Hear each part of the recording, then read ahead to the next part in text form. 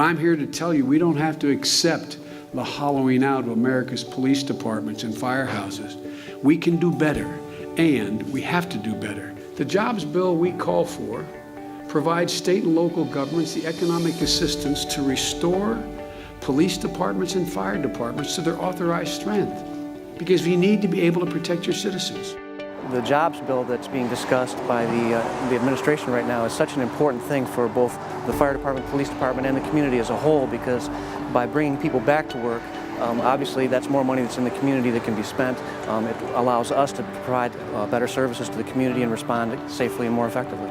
We've lost quite a bit, not just in the officers themselves, but in the actual departments and the enforcement that we were able to do before all the budget cuts came down. So I do believe that if this does go through, we'll be more efficient in our jobs. Right now we have to lean on other communities to help fight fire because we're stretched, we're exhausted. We're always shutting a station down. Our manpower is at minimum. So when we get 2 or 3 or 4 fires going at the same time, we have to call in mutual aid to help us. So not only will it help us, but it will help them also, so they can be there for their communities. I don't buy people who say there's nothing we can do. I don't buy it. I didn't get in this business to do nothing. You got to do what you can do to help people now and help the overall economy. And that's why the President's jobs bill is so important. What we're proposing doesn't restore all the manpower, but let me tell you, it sure gives you additional flexibility and restores a great deal of it. When I was a rookie and I walked in the roll call, there was 25, 30 officers in that roll call. Those days are gone. But if we can get half of that back, Flint will be a better place, a safer place.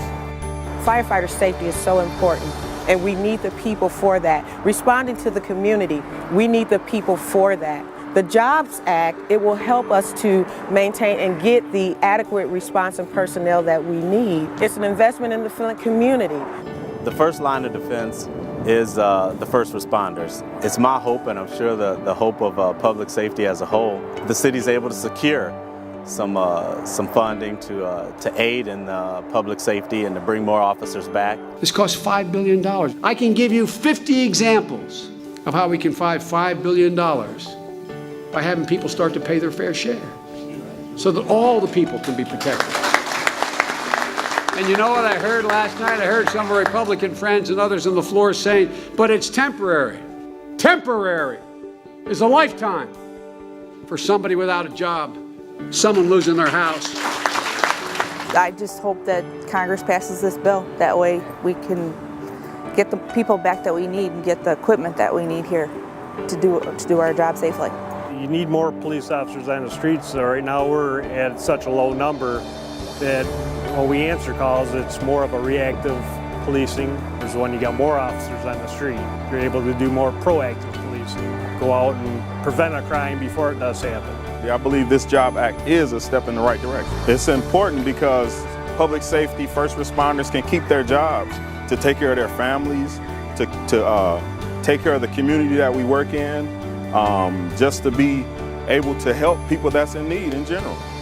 The jobs bill, folks, is not just about protecting our communities. It's about putting people back to work and putting money in the pockets of the middle-class folks and working folks who are lucky enough to have a job and are hanging on by their fingernails to stay in their home. And people are hurting in the countries too. What we're not willing to do, we're not willing to do nothing. That's what we're not willing to compromise on.